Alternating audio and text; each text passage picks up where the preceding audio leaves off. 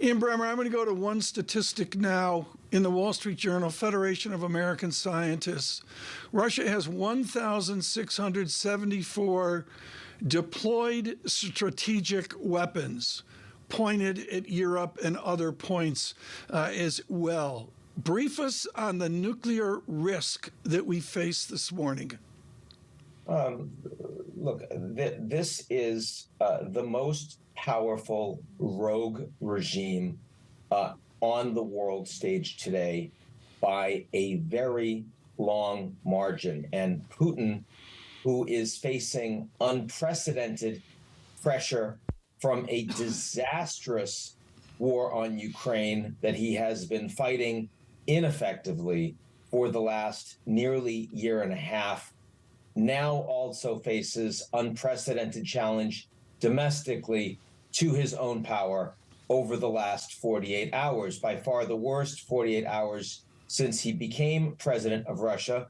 This is a man who also controls the largest nuclear arsenal in the world. I don't think I need to spell out more clearly what an existential threat that poses to all of us. And he's a war criminal, and he's thought to be a war criminal by the entirety of the G7, the US, NATO, all of the American allies. It is very hard to find a way back from that, Tom. When you and I talk about war criminals, we talk about people like Bashir and Gaddafi. Right.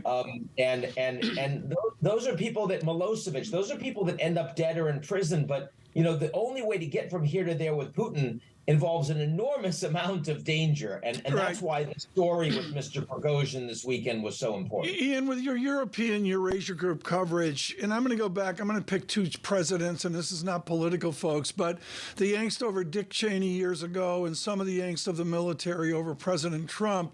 Do you have an understanding of the military command and control of their missiles versus the very focused group in the Kremlin?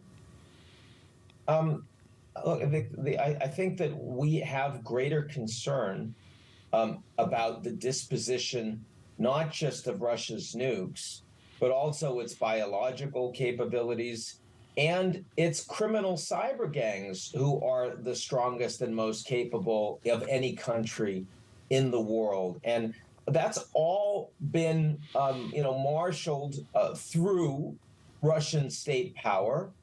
And, you know, if you say how dangerous is that today, I do want to remind everybody that, you know, Putin's been tested in an unprecedented fashion, but none of his senior military advisors or government leaders or major oligarchs blinked.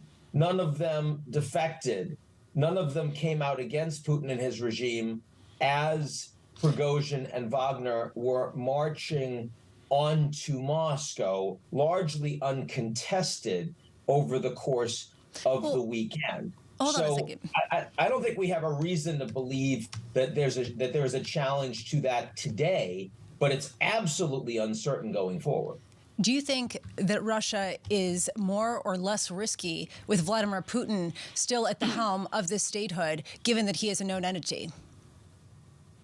It would have been more risky under Prigozhin, but this is a clear case. I mean, Prigozhin is a former convict, massively emotionally unstable, known torturer, personally responsible for lots of war crimes in Ukraine and elsewhere, also emotionally dealing with being on the front lines and facing the assassination of several close officers around him just in the past months. None of us can put ourselves in his emotional state right now. So, yeah, I think it would have been even more unstable under Prigozhin, definitely. But this is a clear case where the enemy of our enemy is our enemy. I don't think there was anyone in NATO that was rooting for Prigozhin to take over in Moscow this weekend. How do you read the interference or involvement of Xi Jinping's diplomats, the idea that they actually did hold discussions with Russia, with Vladimir Putin's right-hand men over the weekend, but didn't seem to get involved? That's right. The deputy foreign minister had a trip that had already been scheduled. They certainly didn't cancel it. China basically discussed this as an internal Russian affair, which is pretty close to what NATO had to say. Putin facing the worst challenge of his career and his best friend on the global stage Xi Jinping offered no military support, offered no direct defense. You don't usually talk about Kazakhstan, but I'll mention it. A year and a half ago, before the Russian invasion of Ukraine, there was a coup in Kazakhstan, and Putin sent 2,000 paratroopers to help keep President Tokayev's chestnuts out of the fire. And then just over this weekend, he said, hey, this is a Russian matter. I've got nothing to say. Putin really does not have real friends on the global stage. A lot of people want to buy his oil for cheap. A lot of people prepared to do business with him. Not a lot of people prepared to take any domestic risk to help him. Ian, is this an opportunity, given the shock of all this? We have no idea what's going to happen in the next 12 hours or 120 days. But is this the save face moment where Turkey welcomes Sweden into NATO? Is it a big enough deal where it's a change agent for a successfully elected Erdogan? I think that was going to happen anyway, but it probably happens more quickly now. I saw Stoltenberg from NATO make some statements in that direction in the last 24 hours. This is also an opportunity for the Ukrainians. They only have about 2.5 of the 11 divisions that are in position and fully outfitted and trained by the Americans, by the UK, have been fighting in the counteroffensive thus far. They will certainly be more optimistic about being able to take more land. That counteroffensive had not gone very well over the past few weeks. So that's an opportunity. There's also the fact that Wagner Group is being liquidated. Their headquarters were raided over the weekend. Their soldiers are going to have contracts for the Ministry of Defense. The ones that were involved directly in the fighting against Moscow, I'm sure, are not going to be fighting going forward. These men, a lot of them are former criminals. They're not trained. They're brutal in the field. They're more likely to engage in torture and other sorts of horrendous behaviors. The fact that Wagner's being liquidated is good news for the world.